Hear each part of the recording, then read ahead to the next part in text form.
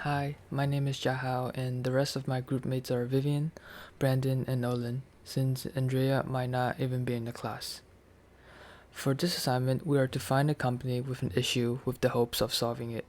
For this, I have created a timeline that will help us and guide us to get information and finishing the paper at the end.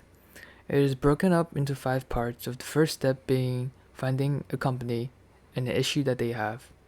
Our group have picked Netflix, and its problem would be the way that it is distributing media has an important problem where they are losing profits or not gaining as much as they can be.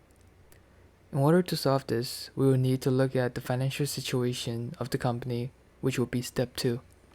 We will need information in order to see the past, the present, and then what will be the best approach to solving the problem. Then step 3 will be to create some visuals using the information, for example, tables, graphs, revenue, which will help us with the paper, and that is where I am right now.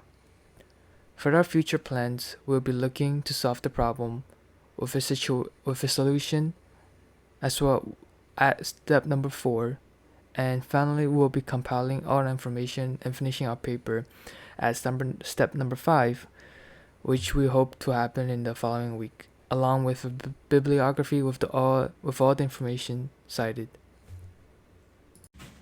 What are the potential factors or challenges that could lead to a reduction in Netflix's revenue? Netflix may make less money or face financial challenges due to several factors, while the company has been successful in growing its subscriber base and revenue. There are ways it could potentially make less money or encounter financial difficulties. Some are content costs, subscription churn, intense competition, market saturation, economic downturn. The shift from traditional cable and satellite television services to streaming services has driven by a combination of factors over the past 15 years. Rising costs were just one aspect for the problem.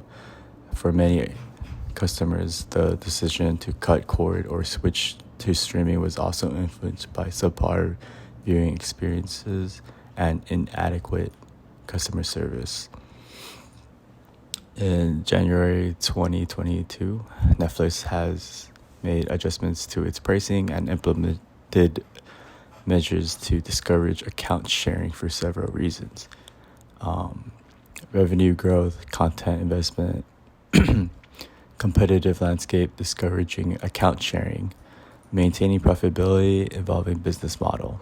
While Netflix does acknowledge that some account sharings may occur among family members with a single household, it aims to strike a balance between providing flexibility and maintaining the integrity of its subscription model. The plans and pricings are now in 3 categories: standard with ads, standard, and premium, each with its own benefits, but the pricings are standard with ads $6.99 per month, standard with $15.49 a month with no ads, premium $22.99 per month.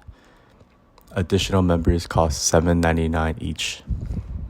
The old basic plan was able to have 4 to 5 devices.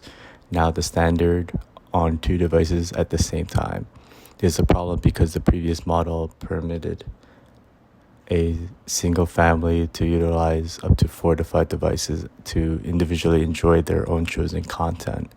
However, the revised business model no longer permits family members to independently access a specific show at their own convenience. Netflix also changing their movies/shows every month. However, it is unsure what movies will be listed. An increase in subscription and the presence of exclusion animation typically did not lead to the downfall of Netflix. In fact, these are often considered strategies to sustain and the growth of the company. However, under certain circumstances, if not managed properly, they could potentially pose challenges such as content costs, overdependence on originals, competition, market saturation, changing consumer behavior. Hello, my name is Vivian Zhao, and according to our timeline, we already did step 1, which was picking our company, and the company we picked is Netflix, and we have already picked our problem. So what I have done so far is that on October 27 and 8, I did my background research.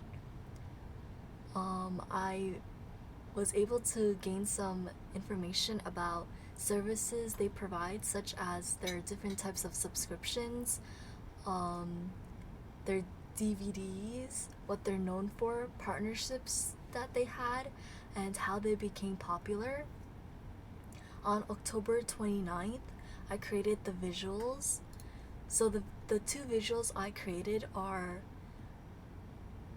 a graph showing their global revenue within the last 3 years throughout different countries, and I created a second visual on their revenue distribution within the last 3 years, and that's on a pie chart. And currently I'm researching ways or why their revenue increased or decreased or fluctuated, as well as how COVID impacted their revenue.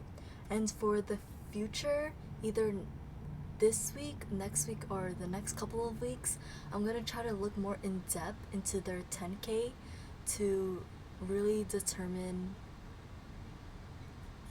like what happened within their revenue within like the last 3 years.